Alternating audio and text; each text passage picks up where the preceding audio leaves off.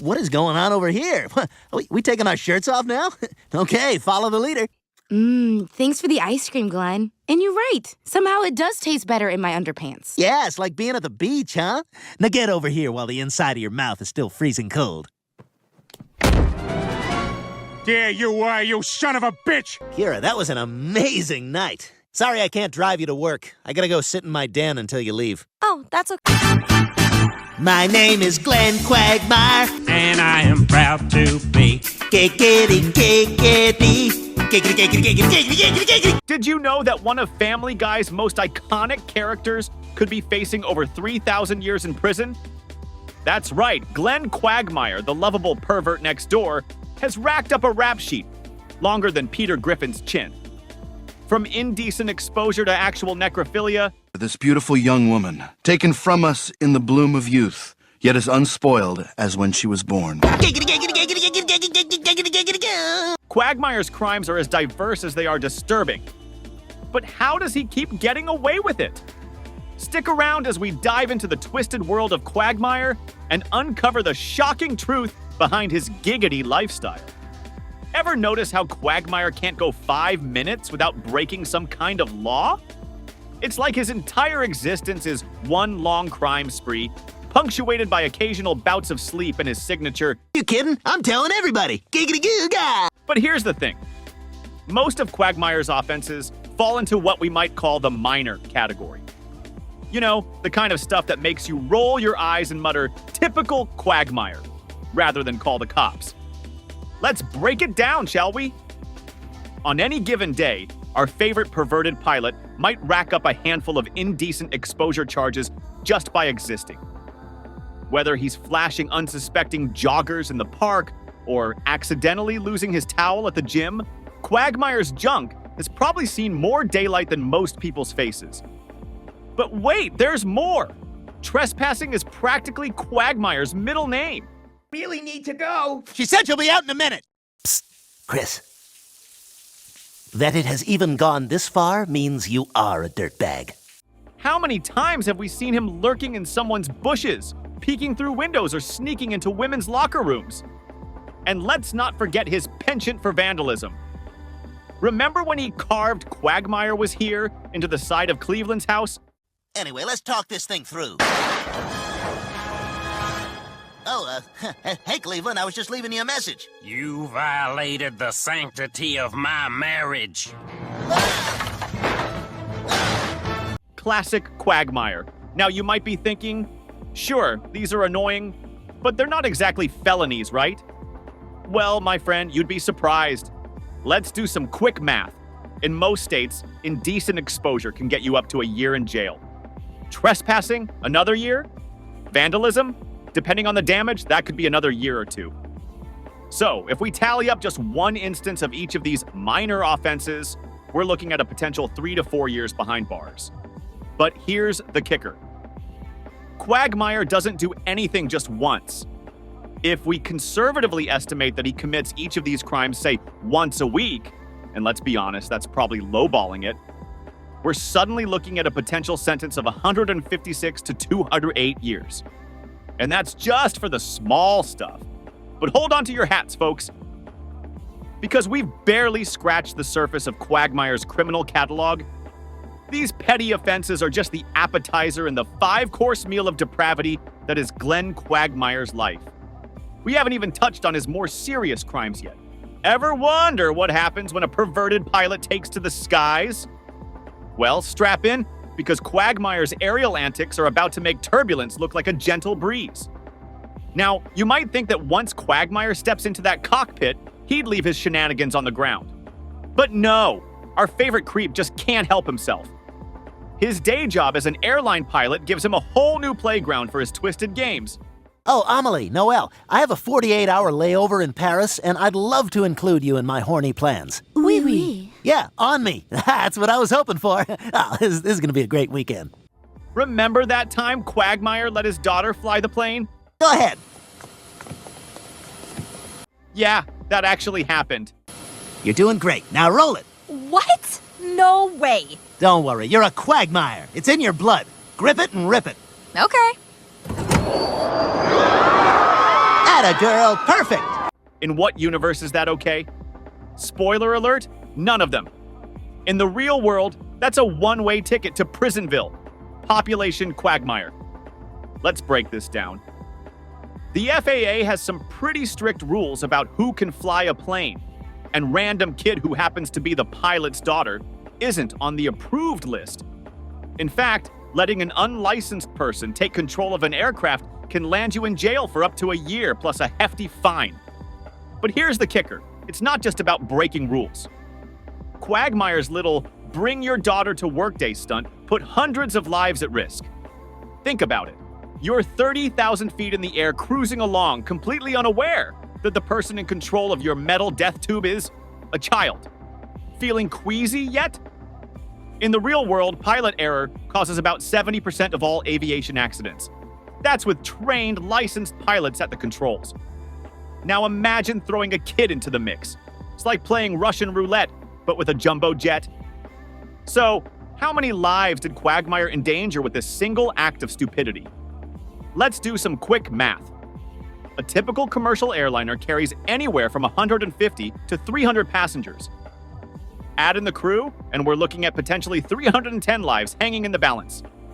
All because Quagmire thought it would be fun to play Take Your Daughter to Workday at 30,000 feet. Now, you might be thinking, surely this would land him in prison for life, right?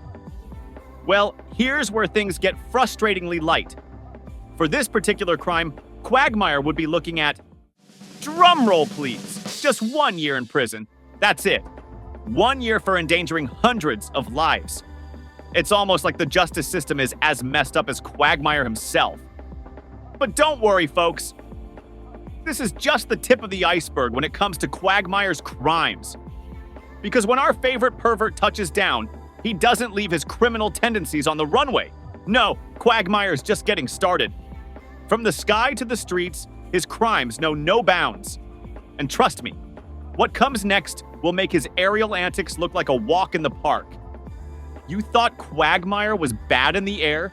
Just wait until you see what he does on solid ground. Remember that creepy guy your parents warned you about? Well, in Quahog, he's got a name. And it rhymes with bagwire. Let's take a stroll through the neighborhood and see why property values on Spooner Street are in free fall.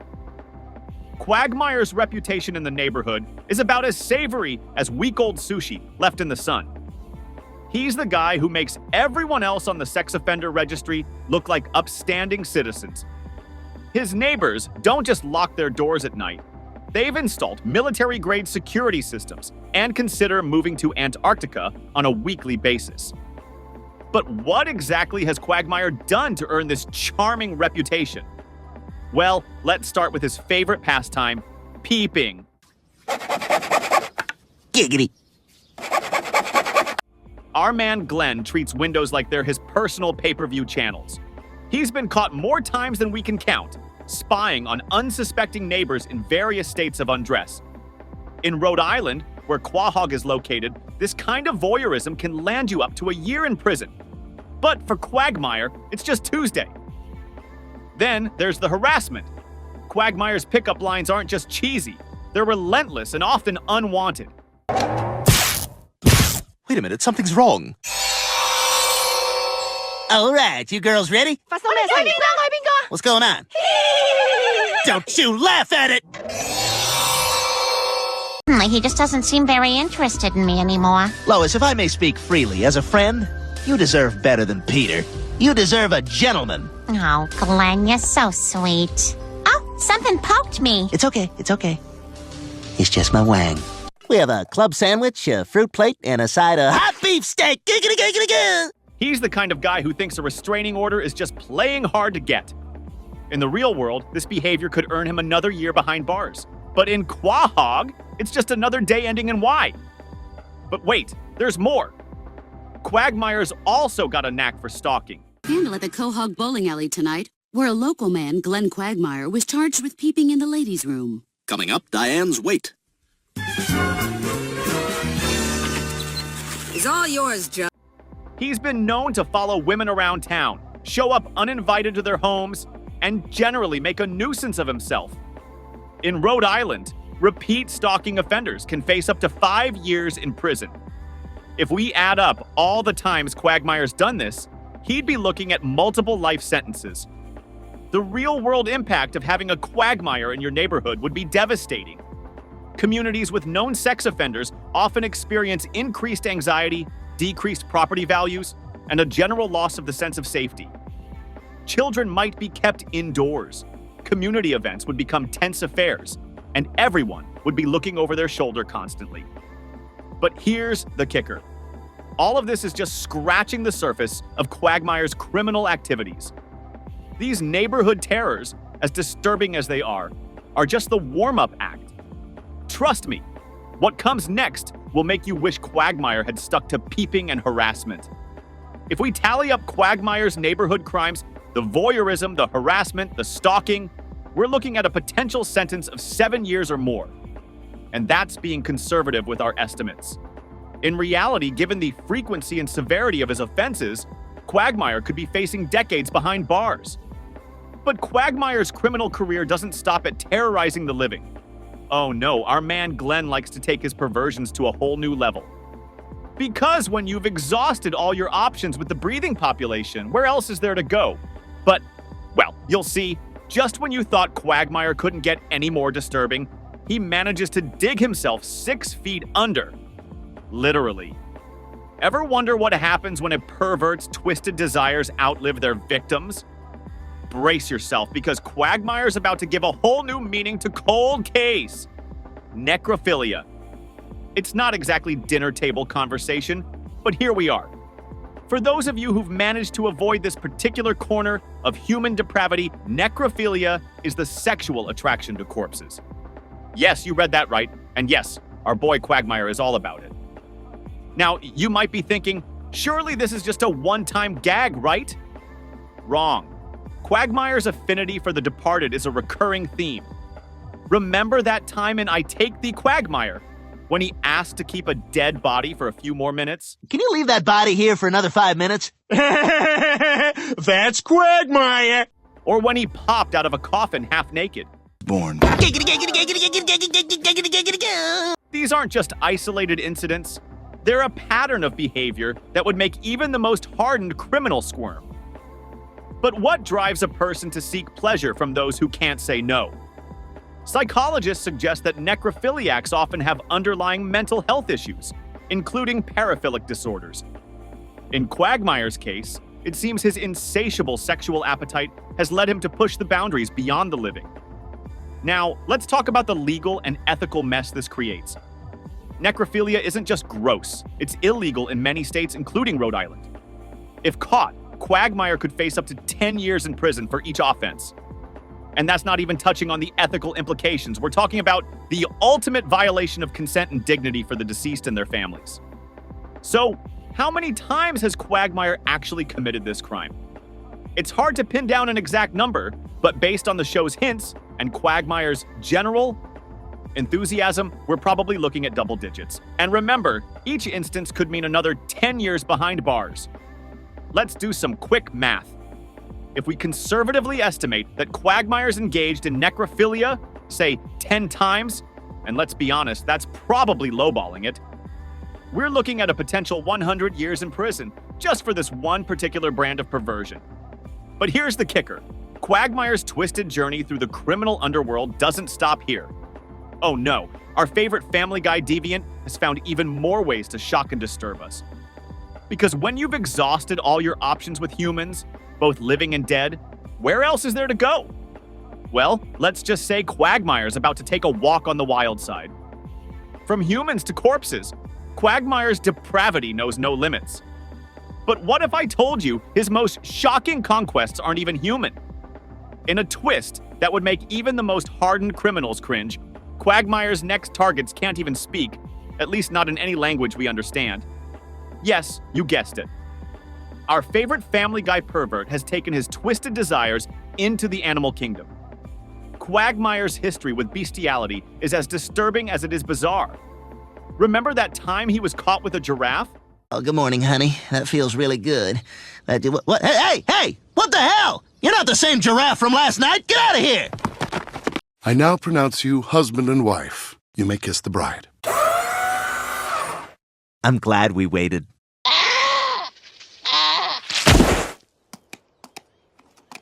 Giraffity! Yeah, see, that's not mine. Or his questionable relationship with his cat. And you know, Glenn, after you moved away, Buttercup had kittens. What? That's right. You're a grandfather. My God!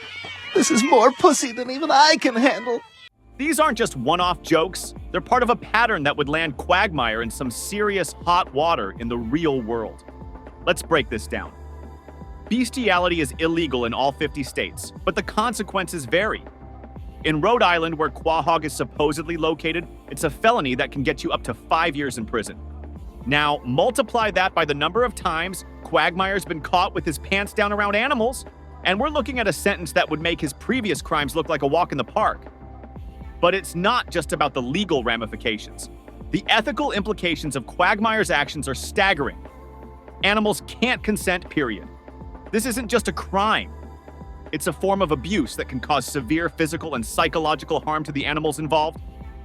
Now, you might be wondering what drives someone to, well, you know, psychologists call it zoophilia, a paraphilic disorder that involves sexual attraction to animals.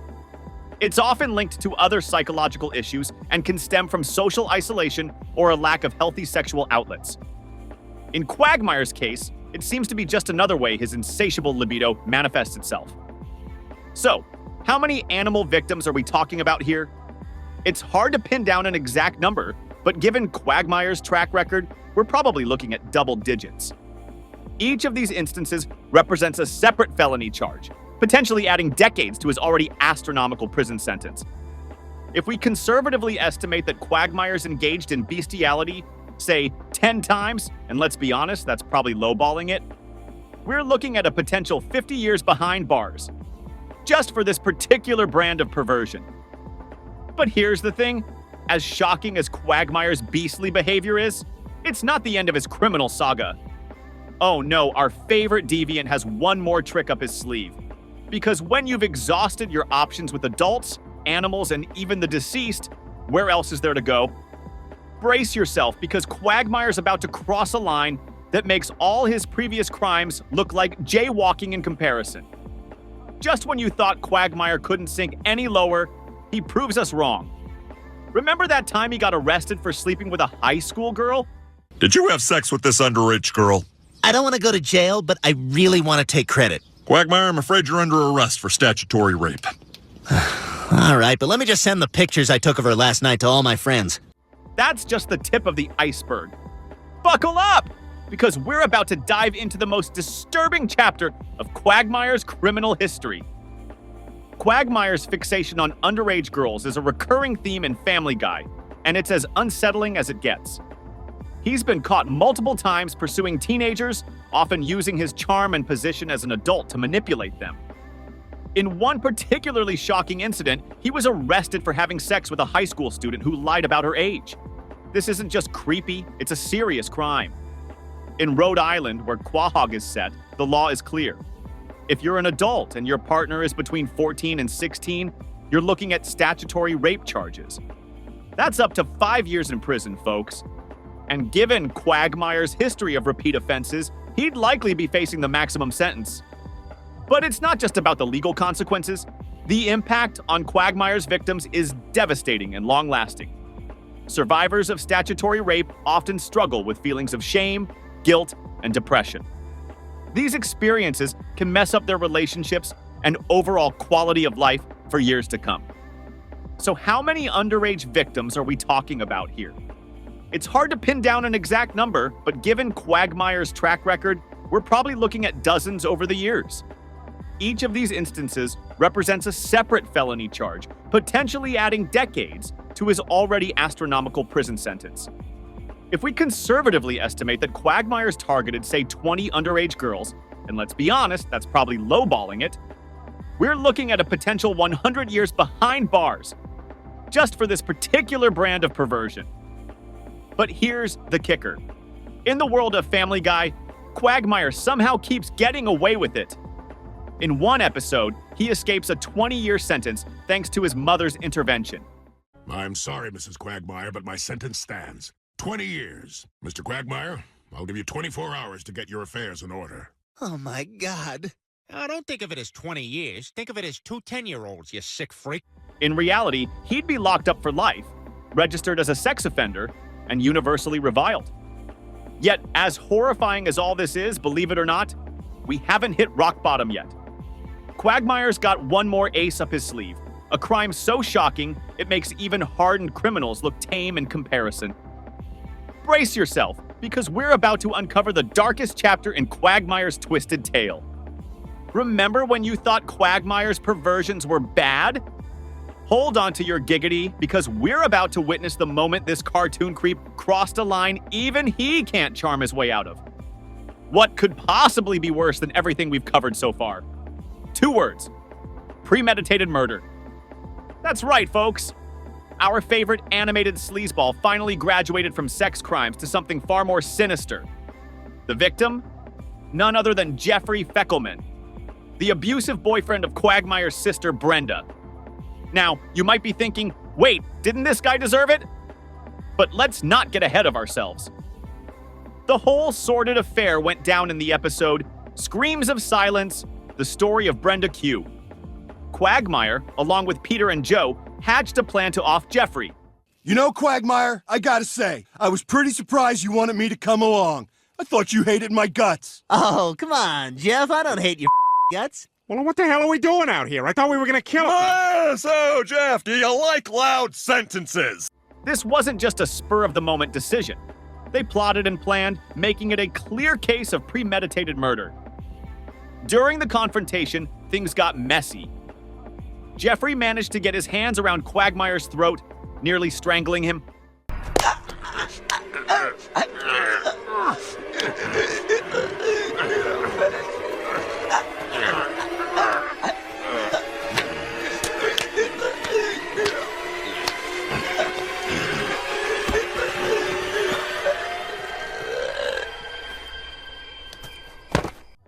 But our hero turned the tables, running Jeffrey over with Peter's car and smashing him against a tree.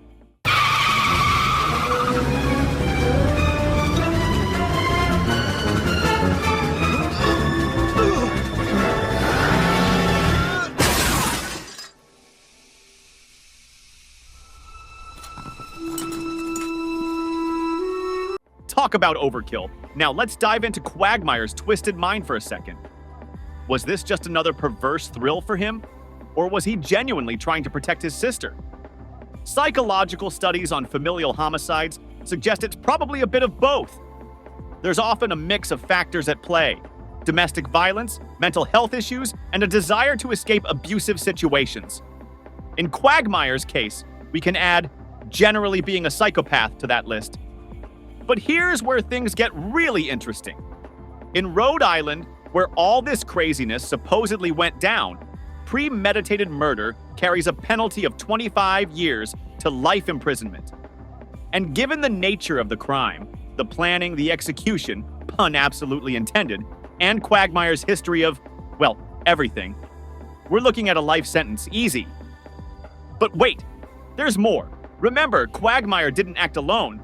He conspired with Peter and Joe, which means he could also be slapped with conspiracy charges. In the real world, this would just keep piling on the years. So let's tally up the crimes committed in this one act: conspiracy to commit murder, premeditated murder, and probably destruction of property. Poor Peter's car. In the end, this single incident could land Quagmire behind bars for life, with no chance of parole for at least 25 years. But of course, in the wacky world of Family Guy, Quagmire faces no consequences for his actions. He walks away scot-free, ready to giggity another day. It's almost like the justice system in Quahog is as messed up as Quagmire himself. Now that we've uncovered Quagmire's darkest deed, it's time to add up all his crimes and calculate his total sentence. Get ready, because this number is going to be more shocking than anything Quagmire's ever done, and that's saying something. Well, folks, we've reached the end of our wild ride through Quagmire's criminal history, and the final tally is in. Brace yourselves. If Quagmire were to face justice for all his crimes, he'd be looking at a mind-boggling 3,413 years behind bars. That's not a typo. 3,413 years. But here's the kicker. In the wacky world of Family Guy, Quagmire keeps on keeping on, free as a perverted bird. He commits crime after crime, episode after episode, and somehow never faces any real consequences. It's like he's got a get-out-of-jail-free card permanently glued to his hand.